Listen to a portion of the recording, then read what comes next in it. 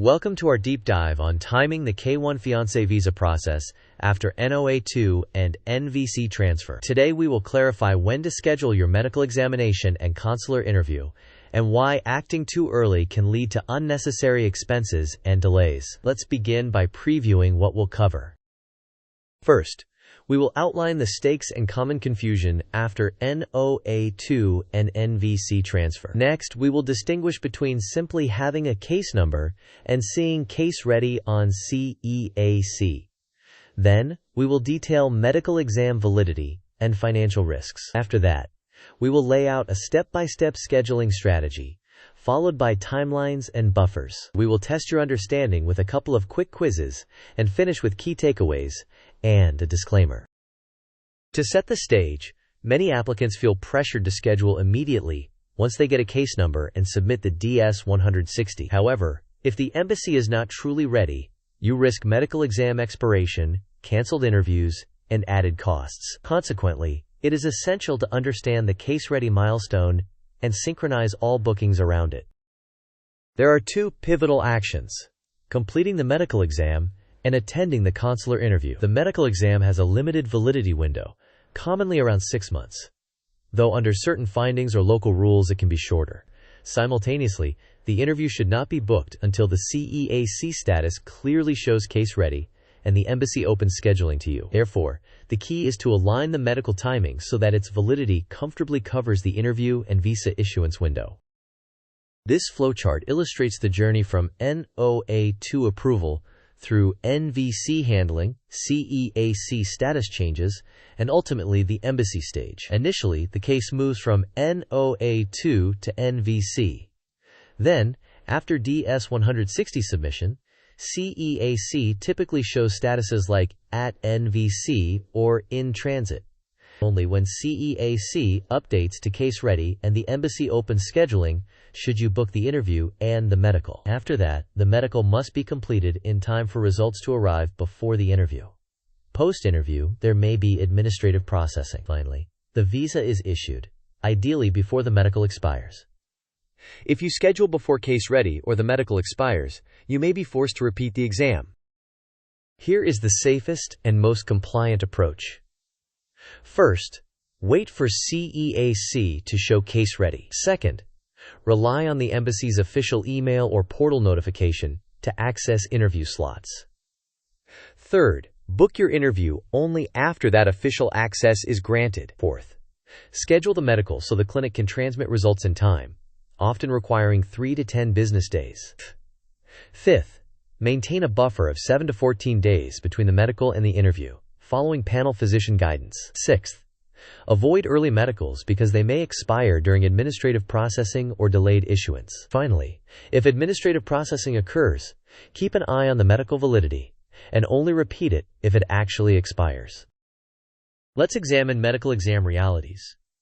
The exam's validity is commonly 6 months, but can be shorter depending on specific findings or local panel physician rules. If the results expire before visa issuance, you will need to repeat the entire exam, which can cost hundreds of dollars. Panel physicians either provide sealed envelopes or transmit results electronically, and you must follow their local instructions. Furthermore, K-1 visa validity is often constrained by the medical's validity. If the medical expires, the visa cannot be issued until the medical is renewed. Because clinic processing times vary, ask your clinic how many days they need to transmit results to the embassy and plan accordingly. This table compares different scheduling scenarios. If you schedule both medical and interview before case ready, the embassy may not have your file, leading to cancellations or rescheduling. The medical may expire in the meantime. If you are case ready, but complete the medical far in advance of the interview, administrative processing or slow issuance may carry you beyond the validity window. Conversely, a well-synced plan places the medical 7 to 14 days before the interview, allowing results to arrive in time and preserving validity. If extra documents are requested or administrative processing is extended, you only need to repeat the exam if it truly expires.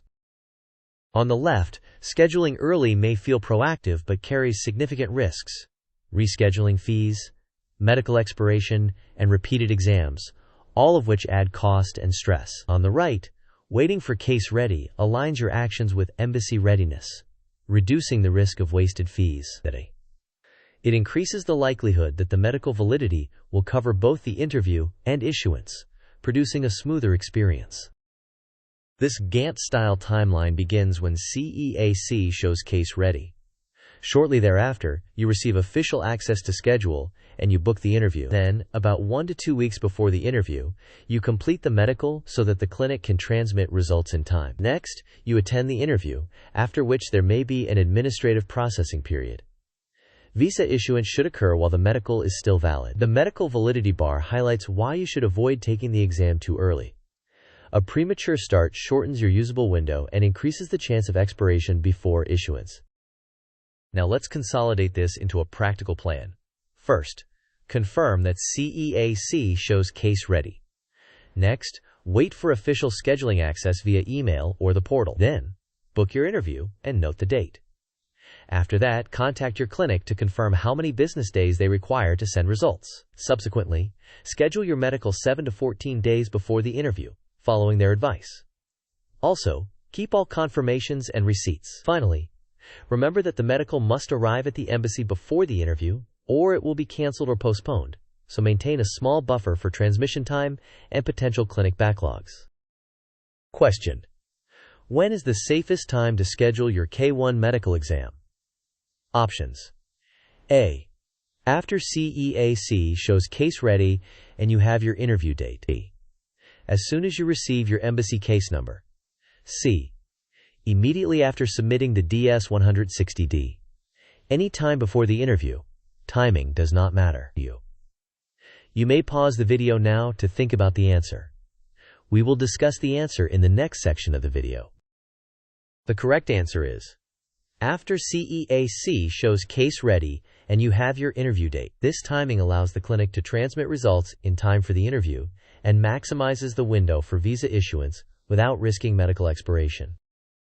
Question: what happens if your medical exam expires before your visa is issued? Options: A. Nothing.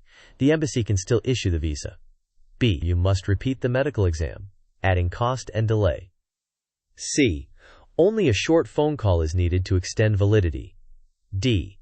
Your interview result becomes void and you must reapply. You may pause the video now to think about the answer. We will discuss the answer in the next section of the video. The correct answer is you must repeat the medical exam, adding cost and delay. If the medical expires, the embassy cannot issue the visa until you renew those results, which can be costly and time-consuming. These are the most important points to remember. Wait for CEAC to show case ready. Use official embassy communication for scheduling access. Time the medical 7 to 14 days before the interview. Maintain a buffer for clinic processing and possible administrative processing, and avoid early medicals to prevent expiration and additional expenses. Before we conclude, please note this important disclaimer. Policies differ by embassy and panel physician. This video provides general information and is not legal advice. Always follow your embassy's specific instructions and official communications. If your situation is complex or uncertain, consult an accredited immigration professional. To wrap up, patience truly protects your wallet. Early medicals often backfire. Treat case ready as the green light to plan. Synchronize the medical so it arrives before the interview and covers the issuance period. Build buffers to accommodate processing timelines. Above all, follow official instructions from your embassy. Thank you for watching. If this video helped you, please like, share, and subscribe. We would love to hear your embassy's timeline and any questions you have, so share your experience in the comments.